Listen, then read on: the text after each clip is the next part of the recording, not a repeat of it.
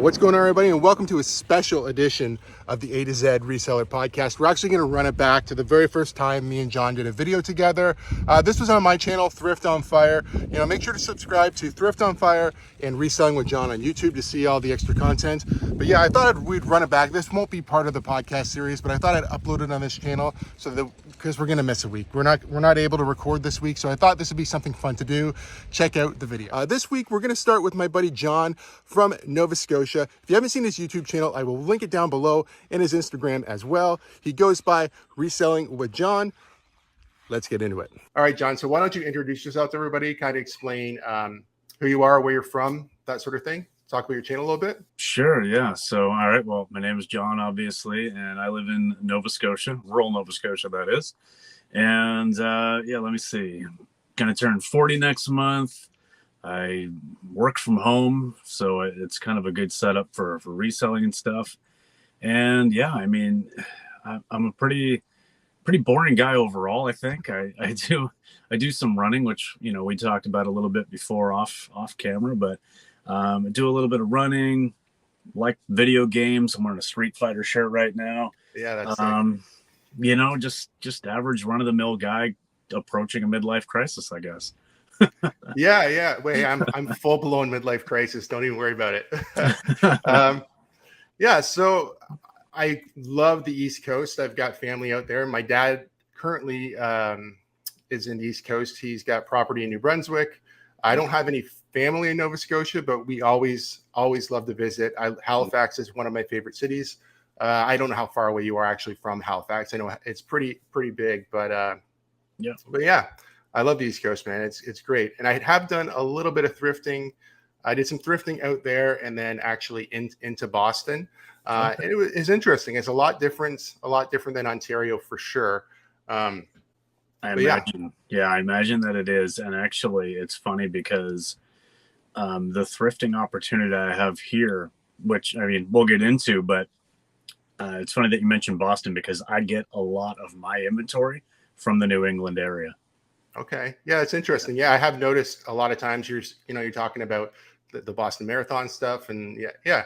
So that does make sense. Do you actually ever travel across border to thrift at all? I don't know where I am. I'm on the western edge. I could take a ferry across to Maine, or I could do the big loop around and whatever. But I haven't actually gone down there. I've been to the States a couple of times, but I haven't been thrifting in the northeastern area. Yeah, I'm sure that would be a fun adventure. So what actually got you into reselling? Was it out of necessity, just interest? I know a lot of people are just, it consumes you once you get into it if you really do enjoy it. But yeah, well, okay. I mean, there's a couple of different things that kind of got it started, but honestly, it all started at the beginning of lockdown in 2020.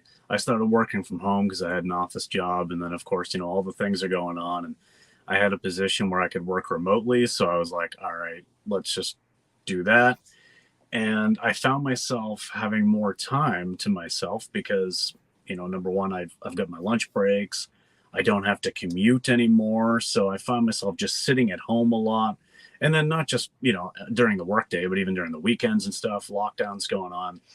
And I was like, I need something to fill my time. So talking about video games, at that point, I had really, basically got rid of my collection altogether. I'd sold everything off, did some other stuff. And then during lockdown, I think like a lot of gamers or people got back into gaming. I was like, well, I should start buying some video games. So, I picked up a few things. I started buying a few things on eBay, buying a few of my favorite games from over the years and checking out thrift stores for games and things like that. And then it dawned on me one day, wait, I could be buying these games from these thrift stores and then selling them on eBay and making money. Yeah. And I could fund my video game collection by doing this. Why am I spending my dollars when I could be spending your dollars? Yeah. So that's kind of how it started off. And it's interesting because so that would have been beginning of 2020, and here we are just a little over 3 years later, and I've been able to build up a video game collection of, I think, 13 consoles and about 950 games. Wow. Yeah, that's not at zero cost, but that's at obviously much lower cost. and being able to fund some of that just by reselling. So Yeah, that's certainly the way to do it for sure. yeah. So I'm going to assume, based off your location, I'm going to think shipping is probably the hardest thing for you, but I'm not really certain of that because you do live close to a border, so maybe there's some cross border options for assuming you do sell in the U.S. as well. Yeah. So what are the pros and cons of your location, like being in Eastern Canada in general? Yeah, so I think being in Eastern Canada, I've got, or at least where I am I'm in a rarely rural area. So, we talked earlier about Halifax. I'm like 2.5 hours away from Halifax, out on Okay. the boonies on the western part of the province. Now, the pros of that is that there's not a lot of competition out here. So, as you can imagine, in a very loosely populated area, not many resellers. I kind of get first dibs on a lot of stuff at the stores that I do go to. Yeah. The downside, of course, like you mentioned, is the shipping. I mean, we all know that shipping with Canada Post is expensive, but Very. for me, even more so coming from a rural area. Now, I don't have cross-border shippers, but I did recently find out that I've got kind of like a third-party trucking company that's just down the road from me. And they do work with like UPS, a bunch of the different carriers, Purolator, all the rest. So I can actually get some pretty good rates with them through NetParcel. Oh yeah. Yeah. So I haven't made a video about it yet because I made a shipping video maybe a month or two ago, and then I found out about NetParcel, and I wanted to really test it out a little bit. But so I can save some money with them. But to be honest, a lot of the times it is cheaper to ship to the U.S. Yeah. So a lot of times I can send a tracked packet, depending on how heavy it is. Let's say I send a shirt, because I sell a lot of clothing. We'll get into that, but I could send a shirt to Texas for $12 tracked. Yeah, I mean, that's but reasonable. if I want to send that same shirt a town over, or even to Halifax, it might cost me $23. Wow. So it's ridiculous. Yeah. Even with the new rates that eBay kind of rolled out, I know I have once in a while I will check the eBay shipping rates, and I'm surprised. It's usually not too far off of some of the discounts I'm getting from third-party shippers. They're definitely, stepping it up a little bit anyway. I have noticed in this last few weeks, whenever they made that change here within probably the last month, I don't think I've used NetParcel yet. So I don't think I've actually had to even go through one of the other carriers since they changed the rates, because they have been actually pretty good. So yeah, I guess my caveat to saying, hey, I just found out I have this thing. My shipping situation is always changing because, I find out this good third-party shipper, and then Canada Post steps up its game. So I'm not complaining. Yeah. It's good. Oh, no, for sure. But definitely it seems like that's geared towards international shipping, or at least the biggest discounts are on international shipping. And that's why I'm able to send those tracked packets to the U.S. for so cheap, because normally it would be like $20 or $21. But it's actually only costing me like 11 or 12. So yeah, and domestic, it's not as big of a discount, but definitely international is. And it is tough when you're looking at items that are like, let's even say $25 and under. It's hard to convince somebody in the US that they're going to spend, even if it is 20 Canadian, it is a hard sell. And then there obviously are other, I was getting into using like On Track with basically, what is it called? It's like oversized letter to the US, but it's non-tracked. I guess it's an airmail or something like that. Okay. I got burnt like a bunch of times on that, and there's nothing you can really do about it because you have to prove tracking and whatever. But yeah, that they've definitely stepped it up a bit for the US shipping for sure. Yep, definitely. And I think that one more location thing that I'd mention is probably just broadly just being a Canadian reseller in general. I don't even think it really matters too much, where in Canada you are. But I think probably for the majority of us that aren't living in a big city with your cross-border shippers, is that, we really need to be careful of when we're comping things out or we're watching other resellers. Like, if I'm learning about the things that I sell on YouTube, and I'm watching all these YouTubers talk about, I get $20 for this, $30 for this, $40 for this, even though that's in US, I need to then do the conversion and allow that extra shipping and say, well, can I still make a profit margin, even pricing my item lower because the shipping's going to be higher. So there's an extra 2 steps of math involved. And it's just, so if there was any tip for anybody in Canada looking to get into reselling, be careful if all of your information's coming from US resellers, because they might sell something for 25 US, only cost them $4 or $5 to ship it within their own country. But if you're getting it cheap enough, great. But I think a lot of the US YouTube resellers are, not all of them, but I would say a lot of them do free shipping, which is, it's just not possible. And free returns. Right? And free returns. Yeah, I can't do that. I mean, you get a couple returns in a month and that's just, you're screwed. Yeah, for sure. And for, unless you do have an item that is worth, probably over $100, a lot of times you might almost eat the loss on it just because it's not worth sending back to yourself, right? Yep, exactly. And there's lots of people out there that know that, and that's a big game on eBay too, which is unfortunate, but that is the way it is. It is. It's a very I know there are some seller protections, but man, eBay is definitely a buyer first platform, no doubt. Sure. Yeah, definitely. I mean, I love eBay, but that is the case. Oh yeah. So obviously you talked about video games kind of got you into eBay. These days, what are you focusing on your business? So I noticed you've kind of took a turn, and I think we all do. I consider myself a junk seller. I will sell absolutely anything for value. I don't really have a niche, but I do kind of notice you kind of curving into another direction when I'm watching your channel. Yeah. So what started out with video games, there is a reason for it. There's a couple of reasons for it, but okay. So it started out with video games, and that was doing really well for me, especially early on when I wanted to just, maybe I'd buy a lot of video games locally, sell off what I didn't want, keep the rest either for free or maybe even I've made some money on it. But a couple of years ago, I actually moved to this new location. I was living in a slightly more populated area a couple of years ago, and it was a little bit easier to find more video games, more people selling that kind of stuff. So that's one reason why I kind of moved away from it. There's way slimmer pickings here where I am now. But also, I shifted to clothing. I shifted almost entirely to clothing. Not to say that I don't still sell other stuff, but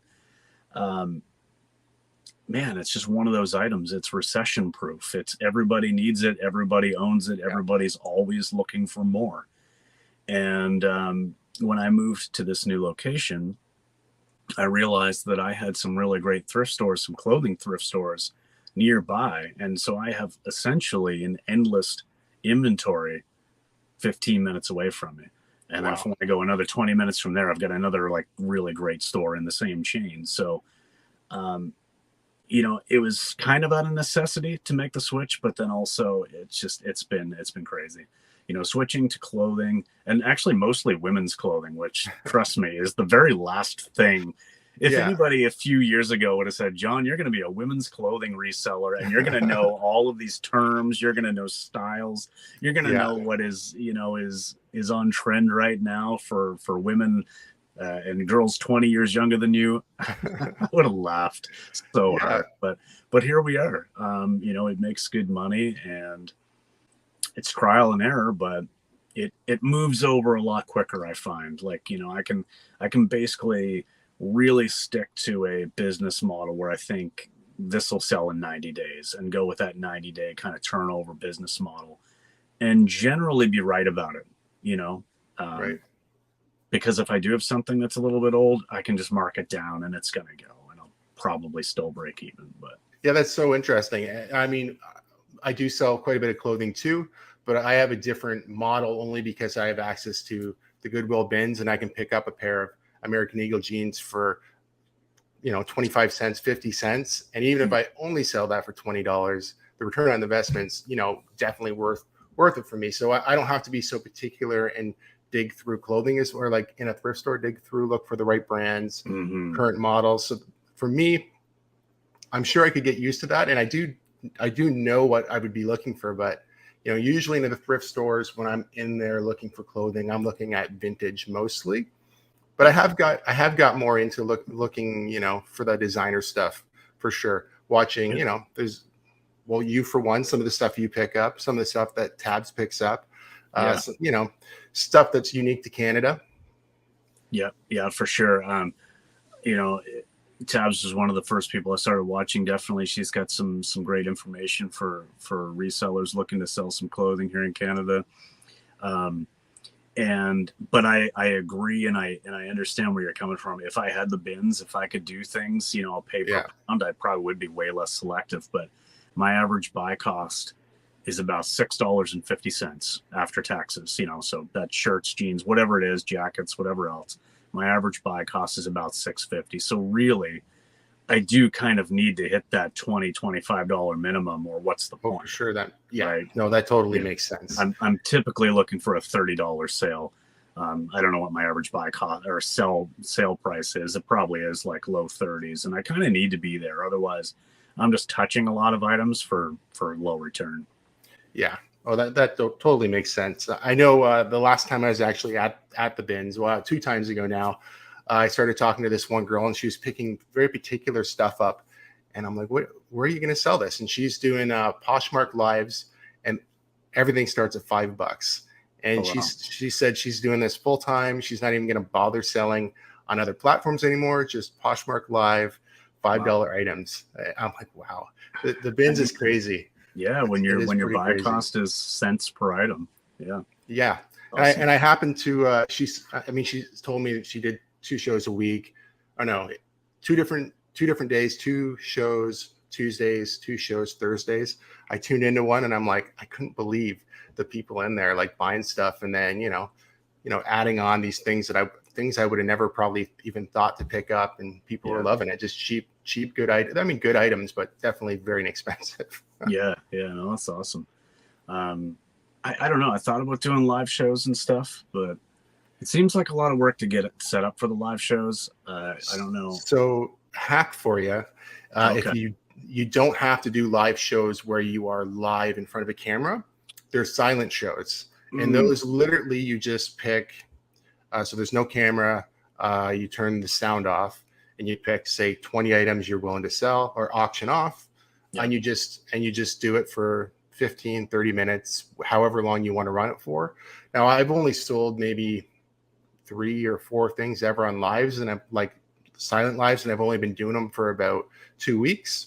But what I have noticed after you do a live, the next day I get 3 to 4 full price sales almost always. So it definitely somehow pushes you in the algorithm, because I wouldn't go back and do it personally, spend 30 minutes to get maybe one sale, but it does seem to really boost you in the algorithm. And I think it's because that's something they want you to do, and you're getting rewarded for it.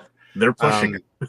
Yeah, for sure they are. So I would just say, if you can, sign up just to do those. If maybe you are signed up already, I'm not sure, but I haven't done one yet. I just got the confirmation maybe a month ago that I'm good to do live shows. So maybe I will check out the silent one. I mean, it's eyes on your closet, so that makes sense. I mean, even if people join your live show and they don't buy anything, they might.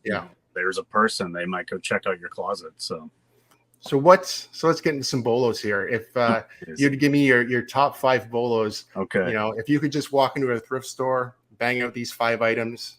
All right, I made some notes for this one, because this was hard for me, because there's so many brands like within the clothing situation that I would pick out, but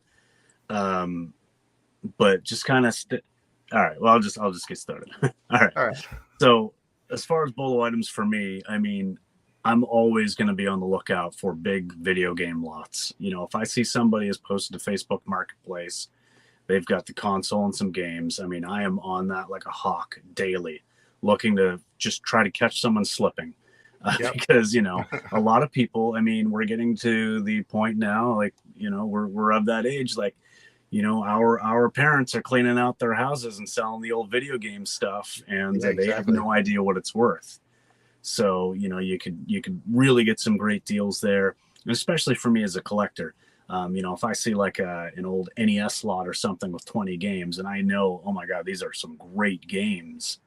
But there might be a couple that I would never, ever pay for myself, because I'm not going to spend $150 to $200 for them, Right. like for my own collection, but I can get that for free by the time I sell off the other stuff. So with video games, that's kind of what I'm looking for. Nothing specific, but something like that. One thing, not so much this time of the year, but I do a quick skim of my local thrift stores multiple times per week. And I'm basically doing the perimeter, and I'm looking for like down-filled puffer jackets, similar items, stuff like that. You know, winter items that in winter would sell for like $80, $100, $120. Anything down-filled, you know, maybe it's got some leather or suede or whatever else, or fur trim. I mean, you know, if you can get that for like $10 or less, it's an automatic pickup every time. Oh, it's for going sure. to sell in season. And I've actually sold a lot of winter stuff in the summer. So people are on the lookout, you know? Yep, I think so too. Yeah. Another one I got here is, now this is an actual brand. Okay. So, and this goes back to me selling women's clothing and being amazed by the fact that I actually know about this, but the brand J. Jill. Okay. Yeah. J. Jill in larger sizes and more substantial pieces with, you know, maybe they're like tiered dresses, or maybe they're sweaters with embroidery and stuff like that. J. Jill is your classic, like women's office, business casual, contemporary style clothing. And in the bigger sizes, it is just like printing money. I can't keep it fast enough. It's a brand that I can go and pick up 10 items of it every week. And by the time I'm getting the 10 the next week, I've only got a couple left. It just moves. None of it's for huge money, but it's just a consistent seller. Now, so I don't know a lot about J. Jill. Is it J. Crew? That's what I thought. It instantly makes me think of that. It's not the same brand? No, completely totally different thing. Okay. Yeah. See, I mean, I obviously, certainly don't know. And obviously material content matters. I mean, anything, you know, you can get in silk or a cashmere or, you know, linen and stuff like that is going to do better than just like polyester or something. Right. But, yeah, I mean, anything but the most basic plain stuff is always worth picking up, in my opinion, especially in large and up. I probably wouldn't go smaller than that. All right, let's see. Another one here would be, so vintage toys and collectibles. I'm always looking for vintage toys and stuff. Yeah. And because I live in a very rural area, you know, that's probably only going to be at yard sales. But a lot of people do know what they're selling nowadays and are asking eBay pricing, and it's kind of annoying. But if you got access to a place like a Salvation Army or things like that, they typically tend to sell things really cheap, or like church sales, you know, old toys, $1 a piece or something. And, you know, they could be worth 50 to 100 or more. So you know all about that. yeah, they're exciting to find for sure. Yeah. Last thing I wrote down here for bolos, things that I would look out for, it doesn't matter what time of the year, even though it is seasonal, is like winter boots. Yeah. So like the LL Bean, like bean boots, the ducky boots, especially the vintage ones from the 70s and 80s, you see them everywhere. I sell them regularly for $40 to $70, depending on size. Things awesome. Like Sorel boots, like, you know, your waterproof or weatherproof Sorel boots. Uggs, I know Uggs have kind of declined a little bit in recent years, but they're still a consistent seller.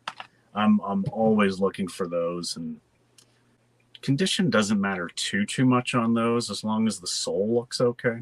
That's the biggest thing. Yeah, I find the same. Like, especially with winter boots. I mean, the price of new, like, quality boots can be like $200 or $300 for a nice pair of boots, right? So if somebody's getting a good deal, you know, they'll usually pay up pretty good for it still. Oh yeah, and like my Poshmark sales from November to February, like every third or fourth sale is like a winter coat or winter boots, and those are those high average sale price items. You know, those are gonna make it for you. So, you know, you're selling those at 50 to 80 or even more every time. It's perfect. All right, so a good segue here, I think, is, so now that we kind of know what you're looking for, when you got started, what do you think you wish you would have knew? Like, obviously these brands would have been a good thing to know when you got started, but yeah, would have been nice to know. Okay, well, the thing I think back to all the time, because I do still have some old inventory that I haven't quite donated out yet. I try to clear things out every 6 months or so, but just because I think something is cool doesn't mean anybody else does, or that they're actually going to pay money for it.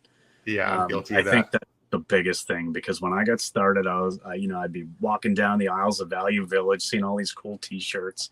Be like, oh man, someone will definitely buy that. Someone will definitely buy that. No, they won't. Like, it's so saturated. Don't buy the superhero tees. Certain band tees, yeah, especially if they're vintage. But like, just because you think something is cool does not mean it's valuable.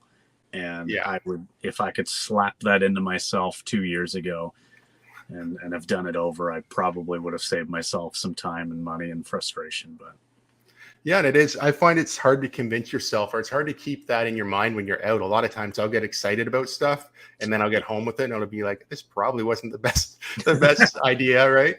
But it is hard to break those habits. It is. And I mean, the best advice would be just to advise everybody just to check your sold comps and check the sell-through rates. How many is available, how many have sold in the last 90 days, what do they actually go for? Not what's listed, because you're going to see sponsored ads. You're going to see sponsored listings on eBay where someone's asking $90, but that item hasn't sold for more than 20 in the last 90 days. So checking sold comps is the best advice, and probably something I should have done back in the day. But as you get more comfortable with, what does sell, and you just recognize the patterns of the business that you have, it's easier for me to go in now and be like, okay, that'll sell. I almost never look anything up nowadays because I'm sticking to such a boxed in kind of inventory that I know what works. But yeah, I would have changed that about myself had I thought about it. Yeah, I think that makes a lot of sense. And I think a lot of people can relate to that for sure. A shout out here to both yourself, and we had mentioned Tabs earlier.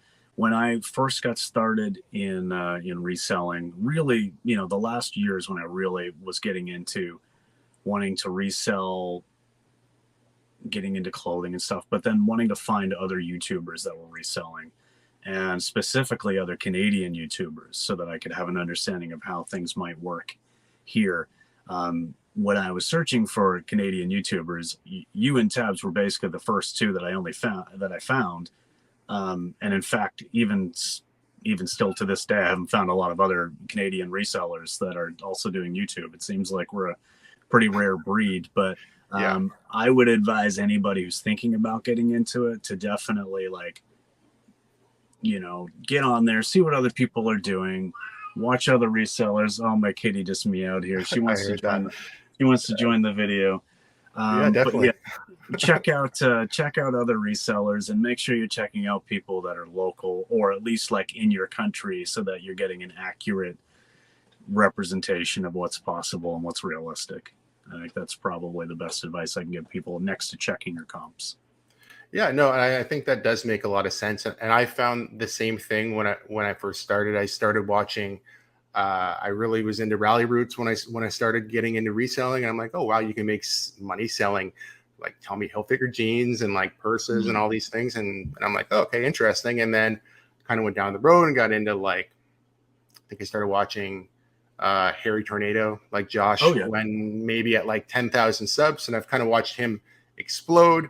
And then, I still do watch quite a bit of reselling content, but it's a little bit more boring stuff these days. I find Commonwealth Picker and Shed Flips and stuff like that. The guys who are really, I just tend to stick to the guys who are really into reselling, where I find the first two I mentioned, I still really like those videos, but I feel like they're more entertainment than quality information, right? Yeah, you may not be learning as much. I feel the same way. And actually, I watch Shed Flips too. Lonnie and Candace are great.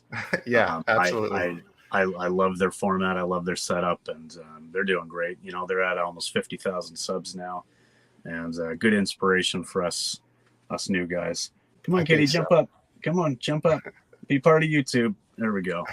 So everybody, this is Marley. This is my 18-year-old. Wow. Oh yeah, she's having a hard time here.